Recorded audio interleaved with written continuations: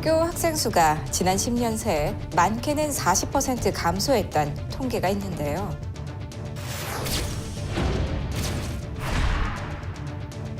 학자금과 생활비 마련에 지쳐 교회 출석을 기피하게 되었다는 분석도 있습니다.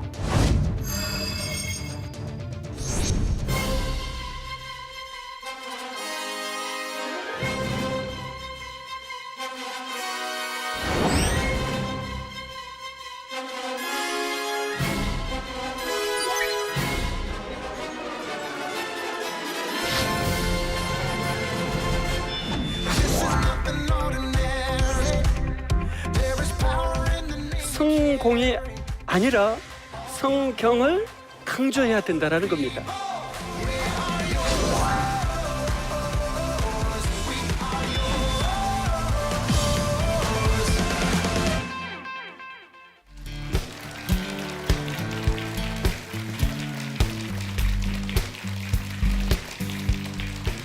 반갑습니다.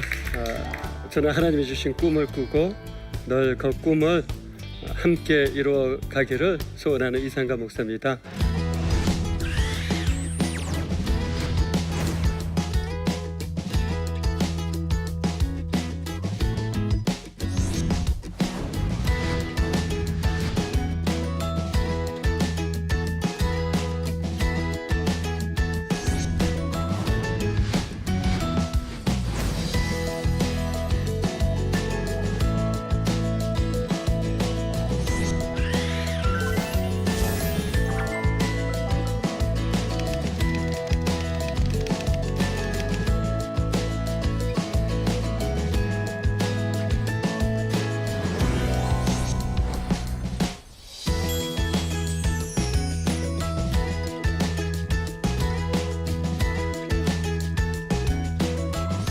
오늘 여러분과 함께 나누기를 원하는 것은 한국교회의 차세대와 소통하라라는 제목으로 함께 나누기를 원합니다. 청년사에게 정말 어려운데 지도자들이 소통하려면 먼저 해야 될 일이 무엇인가 함께 고민하면서 나눌 수 있기를 원합니다. 제가 아주 인상 깊게 읽은 책이 나무를 심는 사람이라는 책입니다. 아주 황폐화된 황무지를 바꾸어가는 한 사람의 이야기죠. 크고 엄청난 일을 한 것이 아니라 내가 할 수 있는 일, 나무를 한 그루씩 한 그루씩 심었습니다. 그 일을 통해서 모든 것을 바꾸어간 거죠. 사람들은 그 사람이 누군지 잘 몰랐지만 그 한 사람을 통해서 그 황무지가 아름다운 곳으로 바뀐 것이죠. 저는 오늘 강의를 통해 가지고 그 하나님이 찾으시는 한 사람, 그 사람이 여러분이 되었으면 좋겠다는 생각으로 함께 나누기를 원합니다. 먼저 차세대와 소통하기 위해서 지도자들, 리더들이 해야 될 일이 있습니다. 첫째는 한 사람 철학이 필요하다는 겁니다. 우리는 계속해서 규모의 논리에 많이 사로잡혀 살아가는 경우가 많이 있어요. 부흥을 원하고 많은 사람들이 늘어나기를 원하지만 정작 중요한 것은 한 사람입니다. 내가 한 사람을 위해서 나의 목숨을 던져서 그 한 사람을 양육할 수만 있다라면, 그 사람에게 나의 모든 전체를 쏟아부을 수만 있다라면, 저는 하나님께서 이 시대에도 여전히 그 한 사람을 통해서 일하시리라고 생각합니다. 오카노 목사님의 광인론이라는 강의가 있었습니다. 그것은 정말 한 사람이 복음에 미칠 때 그 한 사람을 통해서 하나님께서 그 시대 가운데 필요한 일을 하신다라는 것인데, 저는 전적으로 이 시대의 지도자들이 그 한 사람의 가치를 알고 한 사람의 자신을 던질 수 있기를 원합니다. 두 번째는 정말 중요한 것이 성공이 아니라 성경을 강조해야 된다는 겁니다. 이전 세대는 계속해서 성공을 강조했죠. 좋은 대학 가고 좋은 직장 가고 높은 고지에 올라가야 하나님께 영광이 된다라고 했습니다. 저는 그것이 아니라고 생각합니다. 모든 일을 죽게 하듯 하는 것, 정말 성경에 같이 붙들고 성경 정신을 따라 이 시대를 살아가는 누군가가 있다라면 그 사람이 어떠한 사람이든지 바로 그 한 사람을 통해서 하나님이 영광 받으신다라고 생각합니다. 그래서 정말 중요한 것은 성공에 대한 강조가 아니라 성경에 대한 강조가 필요하다라고 생각합니다. 우리가 키워내야 될 다음 세대는 성공에 미친 세대가 아니라 성경에 미친 세대가 나올 수만 있다라면 이 한 사람을 통해서 하나님께서 우리 민족을 바꿔갈 것입니다. 그래서 이 시대에 정말 필요한 것이 있다라면 저는 끊임없이 성공이 아니라 성경을 외칠 수 있어야 한다고 생각합니다. 세 번째는 말의 메시지가 아니라 삶의 메시지가 필요하다라는 것입니다. 여러분, 우리 시대에 설교 잘하는 것보다 정말 중요한 것은 삶으로 살아내는 메시지가 아닐까요?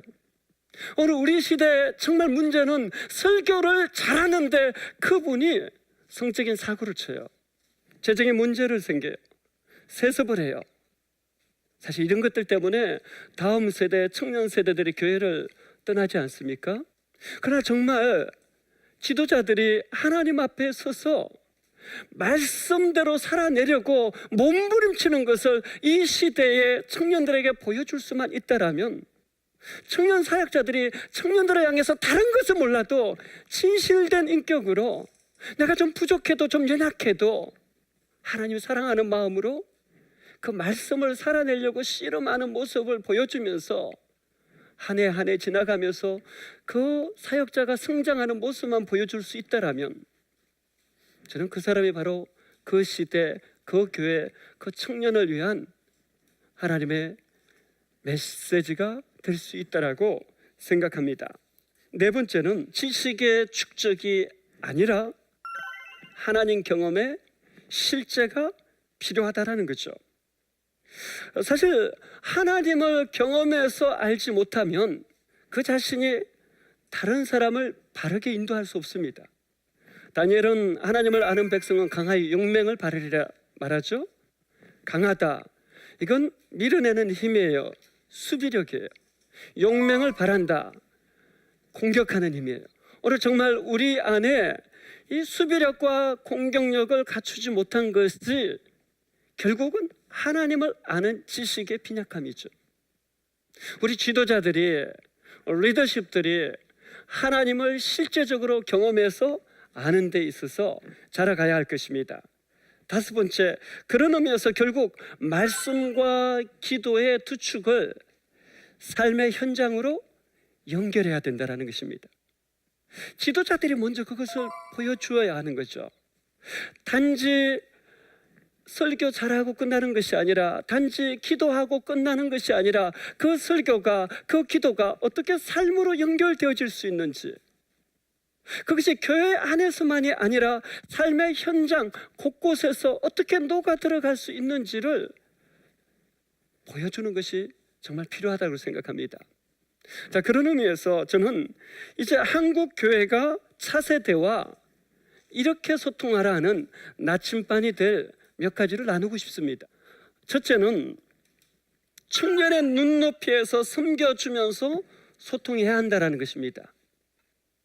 특별히 청년부를 섬기시는 장년 세대에게 부탁하고 싶습니다. 직장 상사처럼 하시면 안 됩니다. 모든 걸 간섭하시고 통제하시고 결제하는 그런 식으로 접근해서는 안 됩니다. 청년들과 같은 눈높이에서 같이 놀 수 있으셔야 돼요. 그래야지 소통이 되고 청년들이 정말 내가 어떻게 살아가야 될지를 보게 되고 그것을 따라갈 수가 있습니다. 두 번째, 청년이 자립, 자치, 자생할 수 있도록 배려해 주었으면 좋겠습니다. 이것이 쉽지 않지만 저는 꼭 필요하다고 생각합니다. 세대가 바뀌었습니다. 과거에는 위에서 이야기하면 그대로 들었지만 지금 세대는 스스로 성장하고 스스로 실수하고 실패하면서 배울 수 있도록 허용해야 합니다. 저는 장로님들을 설득해서 청년들에게 재정을 자립을 시켰습니다. 청년들이 낸 모든 헌금은 청년들이 기도하면서 너희가 교회니까 교회가 해야 될 일을 너희가 해라. 너희는 예수 그리스도의 몸이라면 예수님이 이 시대를 살아간다라면 어떻게 할 것 같은지를 고민하고 너희가 이 시대 작은 예수가 되어서 그 일을 해보라고 격려했습니다. 놀라운 일들이 일어납니다. 청년들이 주인의식을 가지고 있죠. 스스로 헌금한 돈 절대 허투루 쓰지 않습니다. 기도하면서 정말 필요한 곳에, 특별히 세상에 섬김이 필요한 곳으로, 낮은 곳으로 흘려가더라고요. 저는 교회 규모에 관계없이 이러한 시도들이 필요하다고 생각합니다. 세 번째는 섬김의 본을 보이면서 소통하라는 것입니다. 지도자들이 특별히 섬김의 본이 돼야 되는데 이 부분은 제자 훈련을 하면서 그 제자 훈련을 지식으로만 가르치지 말고 저는 삶으로 가르치라고 얘기하고 싶습니다. 제자 훈련을 시키면서 성경 말씀을 배울 뿐만 아니라 실제적인 삶의 현장으로 데리고 가는 거죠. 저를 제자 훈련 시키면서 이 훈련받는 청년들과 함께 보육원 섬김을 했습니다. 또 장례식장을 함께 데리고 가기도 합니다. 낮은 곳, 소외된 곳, 연약한 곳으로 단지 머리만 가는 것이 아니라 주님의 손과 발이 되어서 계속 삶으로 섬길 수 있도록 하는 것이죠. 그럴 때 청년들은 전 인격적으로 예수님을 따라가는 일을 하게 된다라고 저는 생각합니다. 네 번째는 봉사와 양육의 균형을 잡아주면서 소통을 하라는 것이죠. 청년들에게 저는 봉사가 문제가 된다라고 생각하지는 않습니다. 정말 중요한 것은 양육이 되고 그 양육을 통해서 은혜 받은 결과로서 봉사한다라면 전혀 문제가 없어요. 그런데 내가 양육되지 못하고 억지로 봉사하기 때문에 결국 잠수 타고 교회를 떠나는 것이에요. 정말 중요한 것은 봉사를 하면서 그 봉사하는 청년들을 코칭하고 그들을 육체적으로, 정서적으로, 영적으로, 관계적으로 필요를 채워주면서 하세요. 청년들 용어로는 공급 좀 해주세요라고 하는데 그런 공급이 필요한 것이죠. 다섯 번째는 청년을 각각 인도함으로 소통하라는 것입니다. 각각. 예수님은 각각 인도하셨어요. 이 말은 청년들은 은혜와 은사가 각각 다른데 그 은혜와 은사를 따라 인도하고 청년들의 미래에 대해서 같이 고민해 주세요. 우리 자녀들 아닙니까? 다음 세대 아닙니까? 가정에서 고민하듯이 교회에서 같이 고민하는 것이죠. 그래서 청년들이 좋아하면서 잘하면서 축복의 통로가 될 수 있는 일을 할 수 있도록 끊임없이 격려하고 교회가 가장 청년들을 많이 응원하고 격려하는 곳이 될 때 저는 청년들 절대 그 교회 떠나지 않을 걸로 생각합니다. 여섯 번째는 복음적 설교로 소통하라는 것입니다. 청년들 왜 교회에 올까요? 재미일까요? 아니라고 생각합니다. 영적 갈망이 있었어요. 하나님 말씀에 대한 갈급함이 있기 때문이에요. 청년 사역자들은 이것을 분명히 알아야 됩니다. 복음적 설교, 하나님의 말씀을 말씀되게 전하는 작업을 가장 기본에 두어야 하는 것이죠. 결국 신앙은 듣는 대로 흘러갑니다. 묵상하는 대로 흘러갑니다. 성경적으로, 복음적으로 말씀 사역을 집중해서 하는 것을 놓치지 않았으면 좋겠습니다. 끝으로 지역과 민족과 열방을 섬김으로 소통하라는 것입니다. 오늘 우리 시대는 지식에 초점을 두면 안 되는 시대입니다. 인포메이션이 아니라 트랜스포메이션, 변화에 초점을 둬야죠. 실제적으로 하나님을 만나게 하고 그 하나님과 실질적으로 인격적인 사귐을 갖게 하고 친밀함에 있어서 살아가게 한다면 청년이 교회를 떠날까요? 아니라고 생각합니다. 그래서 우리 사랑하는 청년들이 단지 교회 안에서만 머무는 제자가 아니라 지역 사회 속에서, 민족 속에서, 아시아와 열방 중에서 예수님의 제자로 살아갈 수 있도록 소통이 되었으면 좋겠습니다.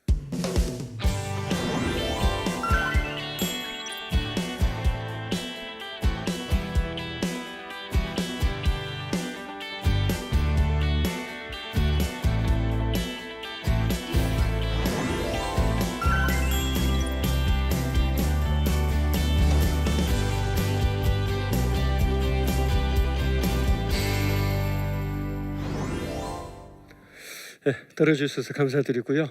또 질문 있으시면 나누면 좋겠습니다.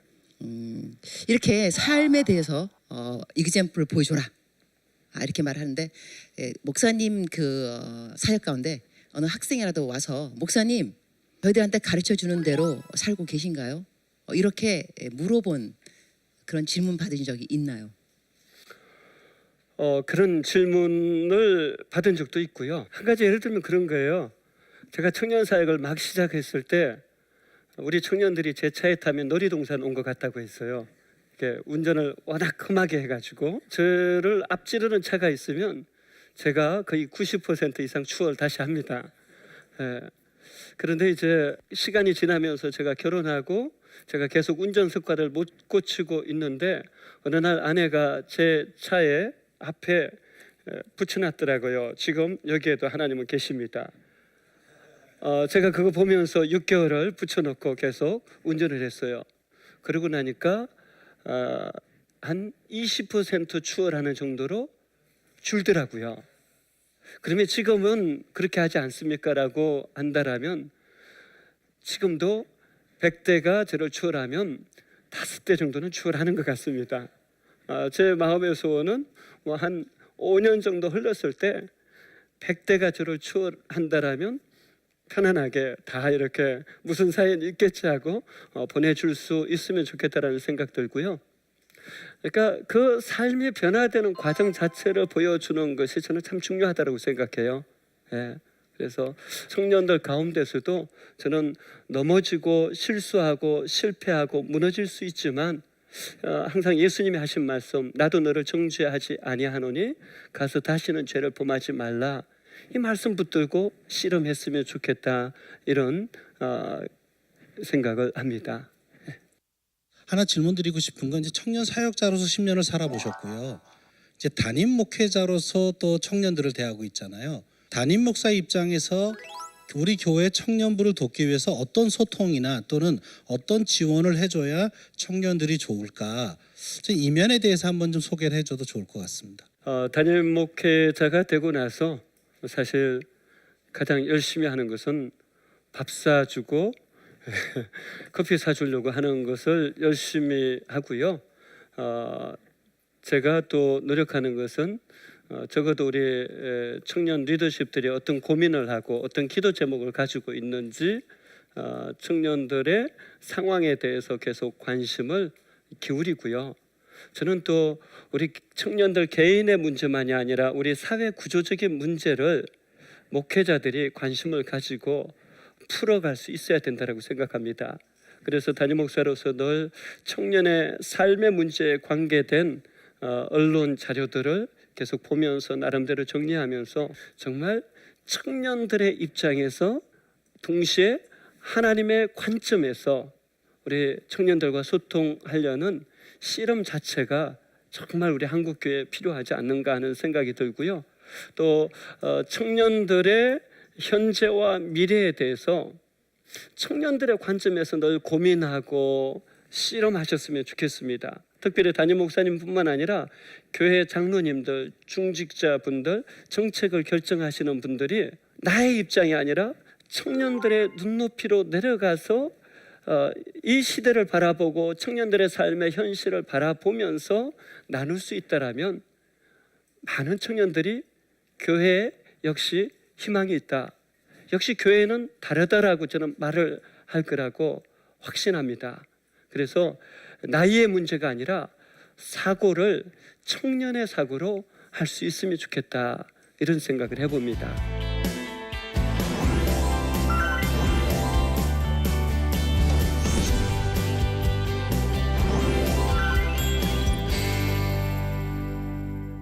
네, 오늘 이 자리에 많은 청년 사역자들도 또 청년들도 참여하셨는데 아마 궁금한 것들이 있을 것 같아요.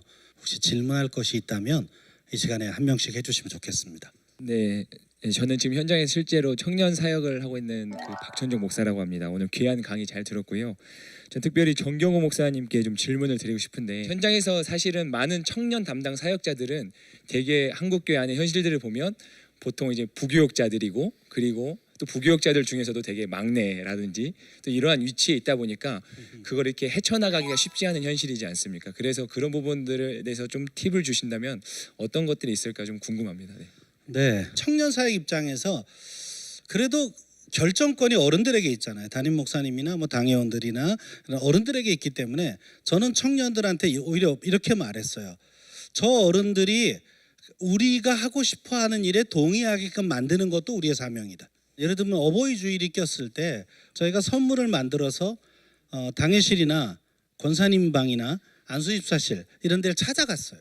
아니 간단한 거 선물이었어요. 근데 제과점에서 이렇게 하트 모양의 쿠키 하나를 맞췄어요. 거기다 감사라고 쓰고요. 그리고 이걸 하나씩 선물로 드리고 축복송을 해드렸어요. 그리고 전부 무릎 꿇고 앉아서 우리 위해서 축복기도 해달라고. 근데 어른들이 처음엔 당황해하세요. 정말 간절히 기도해 주시고 당회에서 요즘 청년 애들이 됐어. 애들이 아주 예절도 알고 도와줘야 한다고. 그러니까 장로님들의 마음이 움직인 거예요. 저는 청년 사역자 청년들 안에는 또 이런 노력이 필요하다고 봐요. 어른들이 무조건 우리한테 안 맞춘다고 불평하지 말고 그 어른들이 우리를 보는 시각을 바꿔놓는 그런 작업들이 필요한데 저는 여기 있는 청년들이나 청년 사역자들이 교회 안에 그런 일을 시도했으면 좋겠어요. 네, 혹시 다른 사람 질문 있으면 또 해주십시오. 예, 세 번째 분 마이크 주세요. 네, 저는 이문미 선교사님께 한번 여쭤보고 싶어요. 현재 대학생들의 그런 생활들을 이해한다고는 하시지만 한편으로는 이제 그럼에도 불구하고 교회가 먼저다. 그럴 때마다 이제 청년 리더로서 어떤 마인드와 어떤 행동을 취해야 하는지가 좀 궁금합니다. 근데 그 질문 제가 이전에도 받은 기억이 있어요. 어떻게 열심히 봉사하는. 그래서 제가 그때 어떻게 대답했냐면 우리 담임 그 교육자 목사님들한테 뭐라고 말해야 되느냐. 목사님 나는 양이지 소가 아니에요 라고 말하라 그랬어요. 왜냐면 양은 뭐냐면 푸른 초장으로 인도함 받아야 되고 그 다음에 쉴만한 물가로 인도함 받는 게 양이거든요. 소는 누구냐? 쎄 빠지게 일하고 난 다음에 가죽까지 사골탕까지 뼈 꼬리탕까지 다 이제 이게 소잖아요, 그죠? 그러니까 우리가 어려운 점들을 소통하는 것도 참 필요한 것 같아요. 내 기분이 어떻다, 내 마음이 어떤. 그래서 교회를 그만두고 싶은 생각이 들 정도로 이렇게 낭망이 되니 목사님 어떻게 하면 좋을까요? 그래서 가능한 하나님의 나라를 이 땅에 하는 것이 가장 큰 목적이니까 그건 좀 소통하는 건 좀 배우면 좋을 것 같아요. 혹시 다른 사람 질문 있으면 또 해주십시오. 네, 안녕하세요. 저는 일산 새빛교회에서 청년부 담당하고 있는 김도영 전도사입니다. 저 이상갑 목사님 그 강의 내용 중에요. 그 봉사와 양육의 균형을 잡으라고 하셨는데요. 청년들에게 그 양육을 하고 싶은데 청년들이 평일에 이렇게 알바를 하고 또 따로 이렇게 공부하고 시간이 없다고 해서 평일날 이렇게 따로 시간을 가지지 못하고 있습니다. 양육을 어떻게 또 이렇게 시간을 내어서 청년들을 이렇게 잘 이렇게 세워 나갈 수 있을지에 대해서 조금 답변해 주시면 감사하겠습니다. 사역자의 마음속에 내가 이 청년을 양육하고 훈련시켜 주는 것이 이 청년의 미래에 정말 전인격적으로 유익하다라는 확신이 있으면 그 다음부터 또 그 청년을 진심으로 사랑하면 그때부터 방법론이 나오게 돼요. 사실 저는 그렇게 했습니다. 주일날 6시에 사역을 시작해서 저녁 8시 반에 끝나면 8시 반부터 10시 반까지 하고요. 그게 또 안 되는 청년들, 직장인들을 위해서는 새벽 예배 후에 6시 반에 만나서 8시까지 양육했어요. 맞춤식으로 하려고 최대한 이렇게 노력을 했어요. 저는 사실 계속 설득해요. 내가 우선순위, 중요순위를 하나님 앞에 먼저 세우고 뜻을 정하면 나머지는 변화될 수 있다. 또 청년의 때를 이렇게 훈련받고 양육받고 살아가야지 그들이 어른이 되어서도 오히려 하나님의 말씀을 따라서 하나님의 영광을 위해서 살아가는 진짜 제자가 될 수 있다라고 생각을 하신다라면 나머지는 정말 방법론은 따라오시라고 생각해요. 처음이 힘들지 정말 그렇게 하면요 그 다음부터 끊이지 않고 훈련받습니다. 그러니까 확신 가지시고요 그냥 강하고 담대하게 이렇게 가셨으면 좋겠습니다.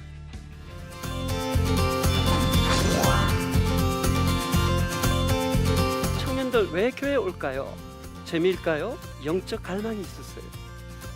하나님 말씀에 대한 갈급함이 있기 때문에.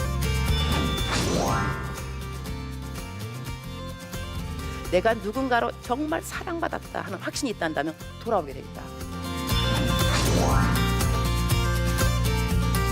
여러분, 분명히 청년들도 목회의 아주 중요한 대상입니다.